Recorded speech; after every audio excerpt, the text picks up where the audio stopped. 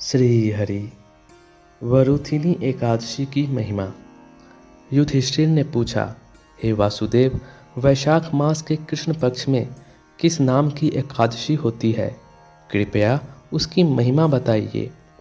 भगवान श्री कृष्ण बोले, राजन, वैशाख मास के कृष्ण पक्ष की एकादशी वरुथिनी एकादशी नाम से प्रसिद्ध है। वह इस लोक और परलोक में भी सौभाग्य प्रदान करने वाली है।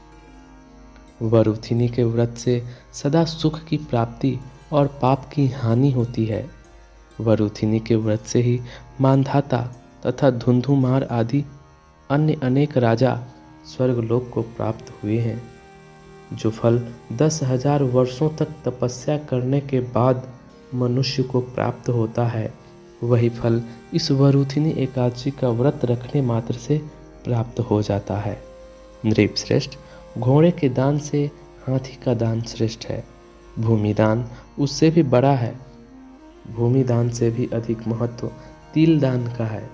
तिल दान से बढ़कर स्वर्ण दान और स्वर्ण दान से बढ़कर अन्न दान है, क्योंकि देवता, पितर तथा मनुष्यों को अन्न से ही तृप्ति होती है। विद्वान पुरुषों ने कन्यादान को भी इस दान के ही समान बताया है। कन्यादान के तुल्य ही गाय का दान है। यह साक्षात भगवान का कथन है। इन सब दानों से भी बड़ा विद्या दान है। मनुष्य वरुथिनी एकादशी का व्रत करके विद्या दान का भी फल प्राप्त कर लेता है। जो लोग पाप से मोहित होकर कन्या के धन से जीविका चलाते हैं, वे पुण्य का क्षय होने पर यातनामय नरक में जाते हैं। अतः सर्वथा प्रयत्न करके कन्या के धन से बचना चाहिए। उसे अपने काम में नहीं लाना चाहिए। जो अपनी शक्ति के अनुसार अपनी कन्या को आभूषणों से विभूषित करके पवित्र भाव से कन्या का दान करता है, उसके पुण्य की संख्या बताने में चित्रगुप्त भी असमर्थ हैं। वरुथिनी एकादशी करके भी मनुष्य उसी के समान फल प्राप्त करता है।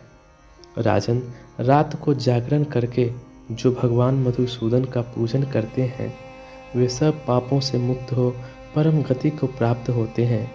अतः पाप भीरु मनुष्यों को पूर्ण यत्न करके इस एकादशी का व्रत करना चाहिए। यमराज से डरने वाला मनुष्य अवश्य वरुथिनी का व्रत करे। राजन, इसके पढ़ने और सुनने से सहस्र गोदान का फल मिलता है और मनुष्य सब पापों से मुक्त होकर विष्णु लोक में प्रतिष्ठित होता है। दोस्तों, आपको ये वीडियो पसंद आया हो तो लाइक कीजिए और कमेंट में श्री हरि जरूर लिखिए। हमारे चैनल को सब्सक्राइब अवश्य कीजिए। श्री हरि।